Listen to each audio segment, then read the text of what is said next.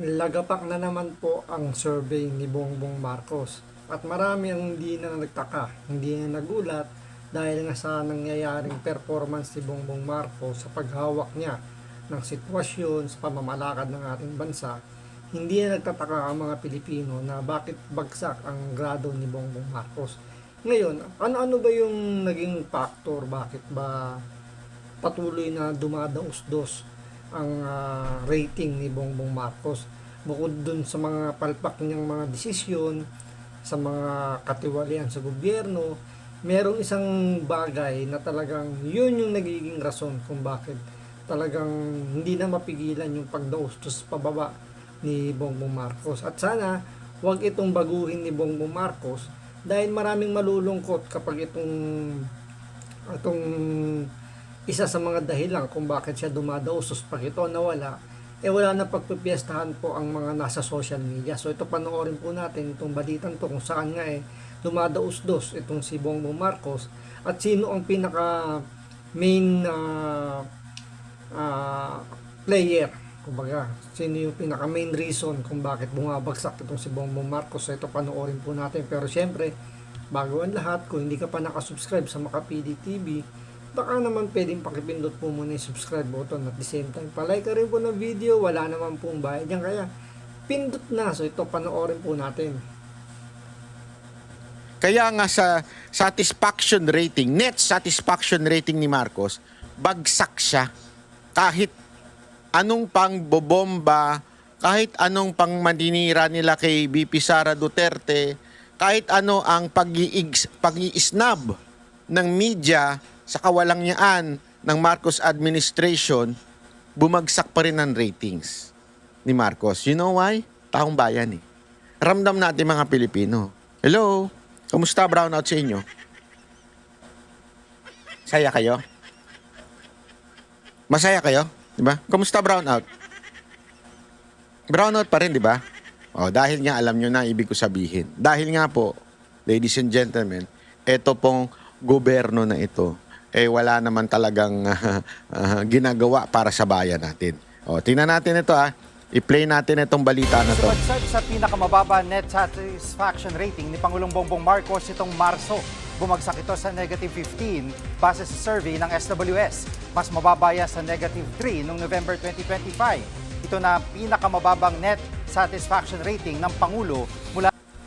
Mantakin mo negative 15. Halimbawa, sa 100 kataong tinanong, mahigit sa 100 yung nagsabing sablay ito si Bongbong Marcos. Ganong kasama, ganong talagang walang kakwenta-kwenta ito si Bongbong Marcos na ultimong bataan niya, inilalaglag siya at inaayawan siya. Negative 15, talagang hindi na yan, hindi na biro yan, yung ganyang kalaking negative.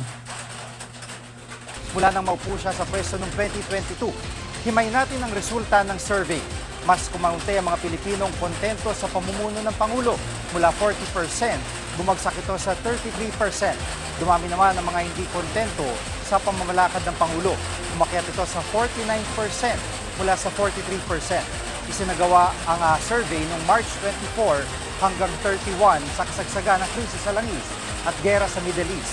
Dagdag kaalaman mga kapatid sa lahat ng presidente matapos ang 86 people power, si dating Pangulong Gloria Macapagal Arroyo nakapagtala ng pinakamababang net satisfaction rating. Bumagsak sa negative 53 ang rating niya noong March 2010. Mga kapatid, Tingnan nyo, kailangan nilang isama yung kay Gloria Macapagal Arroyo para sabihin lang na hindi ganun kasama yung pagdaos-dos ni Bongbong Marcos. Para may divert ba yung kapalpakan, naglabas pa sila rito ng dami pa, although masama talaga yung naging ni Gloria, pero dito na tayo sa future yung kasalukuyan sino ba yung presidente natin ngayon at bakit ganyan kabagsak yung kanyang rating. So talagang masama na po ang lagay ng bansa po natin at ramdam na yan ng kahit sinong Pilipino. Pinagtatakpan lang talaga ng mga Marcos loyalists, yung mga bayaran, yung sitwasyon natin ngayon para hindi magmukhang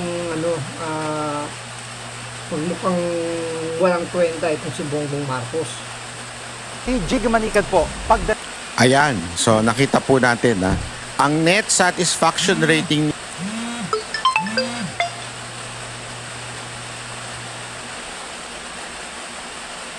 ni Bongbong Marcos. When you say neto, ibig sabihin yung total lang nagtitiwala at hindi nagtitiwala sa kanya, bumagsak po as in -10. Grabe, no? Tapos sasabihin nila malakas si Marcos. Pero marami rin nagsasabi, isa sa mga dahilan niyan ay dahil po sa trabaho ni Auntie Claire. Kaya wag niyong tatanggalin niyan si Auntie Claire sa Malacanang. Hindi, blessing po yan, sa totoo lang. That's how blinded they are. Akala nila, ito si Auntie Claire, nakakatulong sa kanila. Yan ang totoo eh. Akala nila nakakatulong sa kanila si Auntie Claire.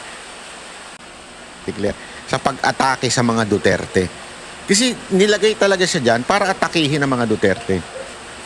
Yan. Attack dog yan eh. Pero, kesa na tumataas yung kanyang amo, at kesa na bumababa si VP Sara Duterte, lalong kabaligtaran ang nangyayari. Pabagsak, padaus-dus si Marcos at si Vice President Sara Duterte, pataas ng pataas. Nakakita ng ganun.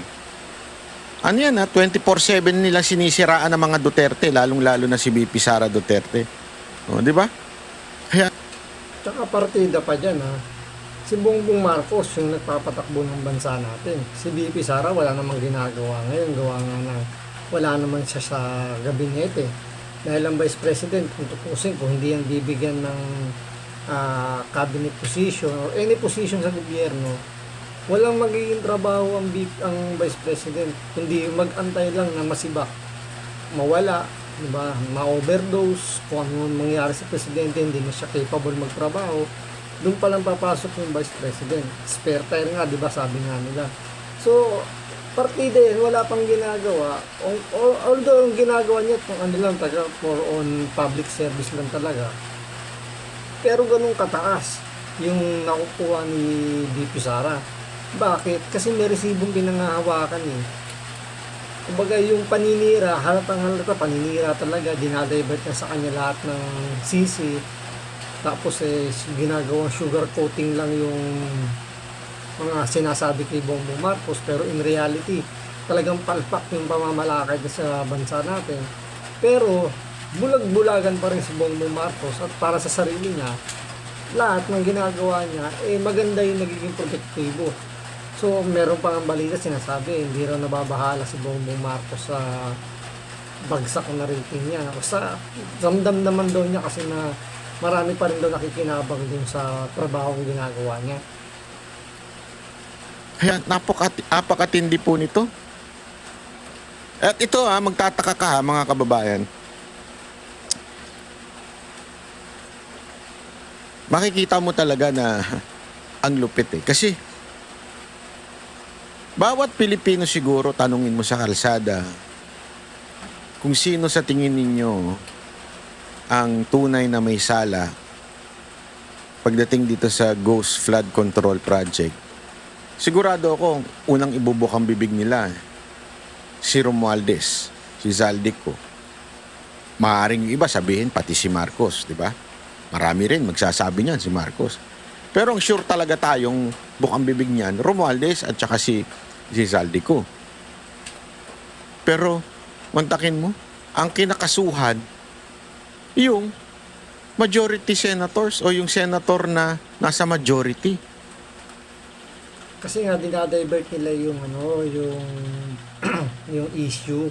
Kasi nga ang pinaka-packaging nila ngayon sa kay Bongbong Marcos, siya yung pinakamasipag, pinakamagaling, walang bahid ng korupsyon. Pero in reality, siya naman talaga may pinakamalaking, kumbaga may cargo sa atin sa mga nakapaligid sa kanya. Kasi siya presidente. Siya nagpapalakad ng bansa natin. Siya yung pumipirma ng mga dokumento na maglalabas ng pera. Kaya kahit sinong tao, ang tanungin mo, mga bulag lang taga't bayaran na magsasabing walang kinalaman dito si Bongbong Marcos, Doon nga lang sa oral argument ng sa Supreme Court, di ba, nung pinagtatanggol ng OSG. Hirap na hirap po yung OSG, yung Office of Solicitor General, na ipagtanggol si Bongbong Marcos, na halos talagang hirap, hindi niya na alam kung paano niya sasagutin yung mga tanong ng mga Supreme Court justices. So talagang kahit ordinaryong Pilipino, alam, si Bongbong Marcos, kinonsinti yung mga magnanakaw at damay sa dapat dun. So hanggang dito lang po muna. Maraming salamat po sa panonood. Ingat po kayo lagi. God bless.